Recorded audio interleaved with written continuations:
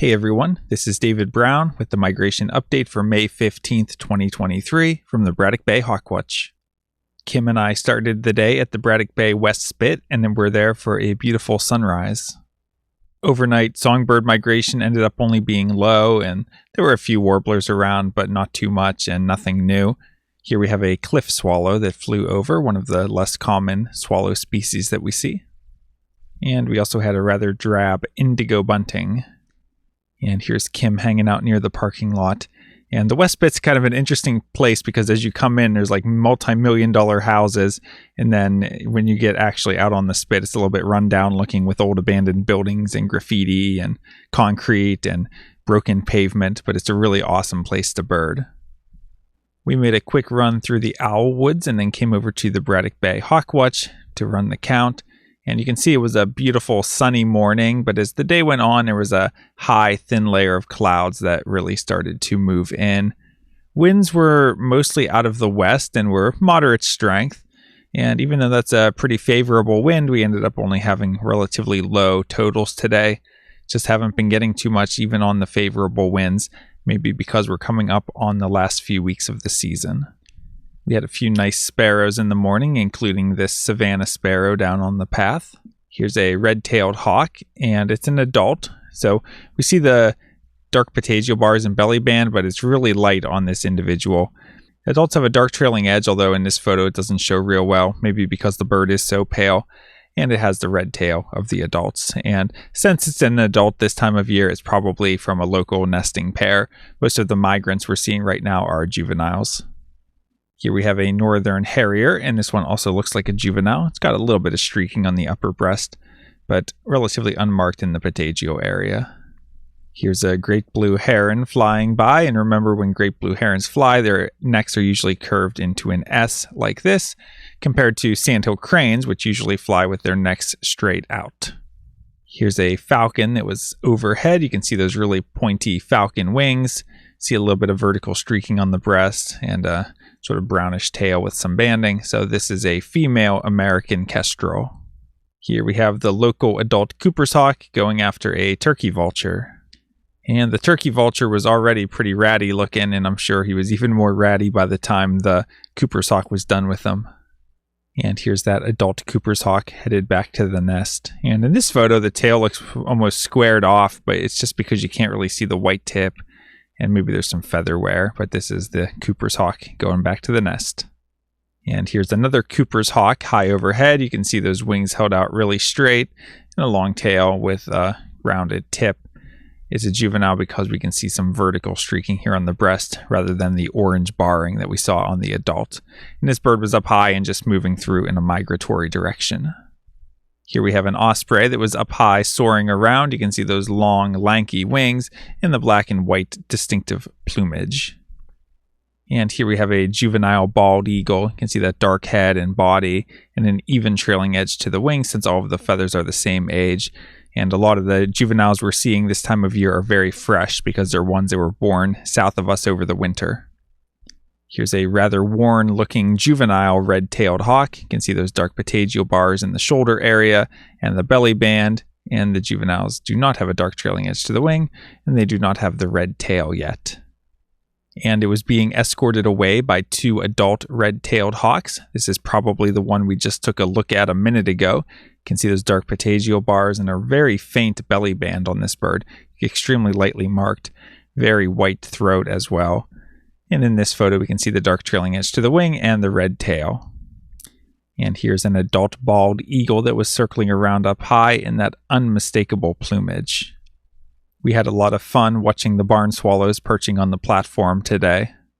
Barn swallows have a blue head with a red forehead and throat, and they're pale underneath.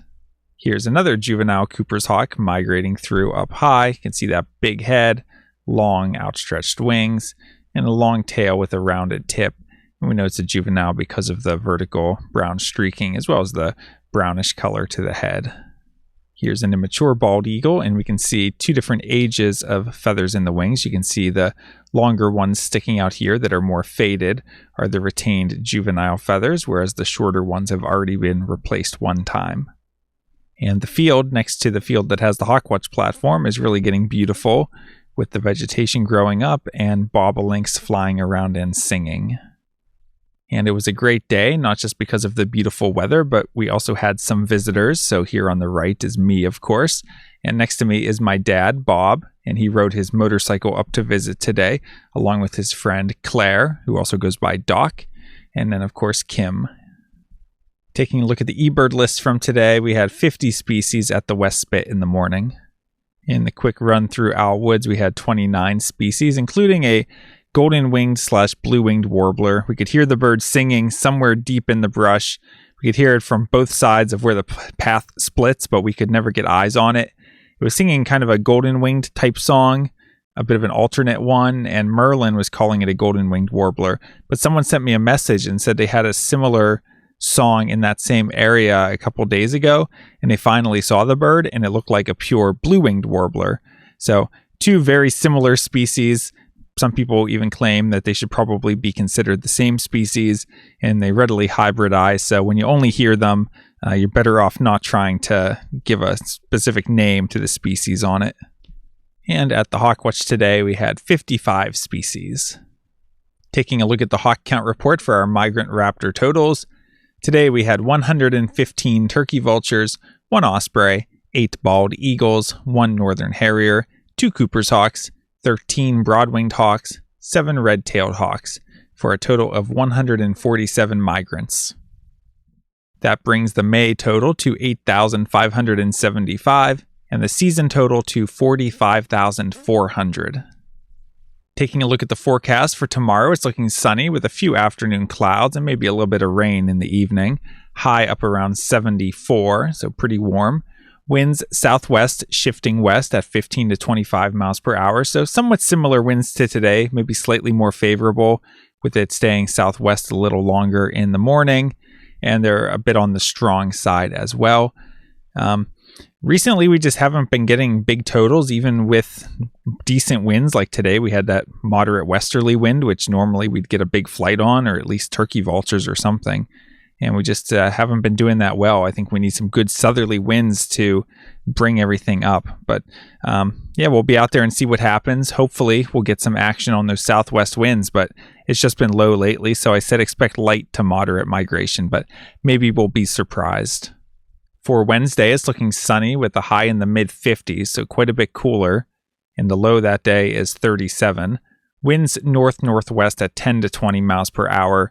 So this is a cold front that's actually coming down out of Canada, bringing those northerly winds and cool temperatures. So would only expect light migration. For Thursday, it's looking mainly sunny with the high in the low 60s and light northerly winds. So again, expect light migration. Looking ahead to Friday, looking at intervals of clouds and sun, then more clouds later. High in the mid to upper 70s. And winds south-southwest at 10 to 15 miles per hour. So Friday is a day to keep an eye on with those good southerly winds. Hopefully we'll get a decent flight that day.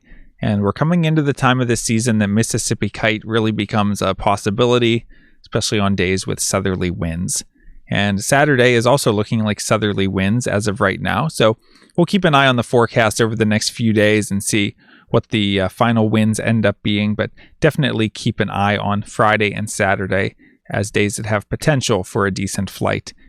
Well, we've had some beautiful weather, although it was a bit chilly this morning, and we'll see what tomorrow brings. After that, it looks like a couple of slow days, and then maybe a couple of good days with those southerly winds, hopefully bringing the next batch of songbirds and the next batch of raptors as well. So hope to see you soon out in the field or on the platform.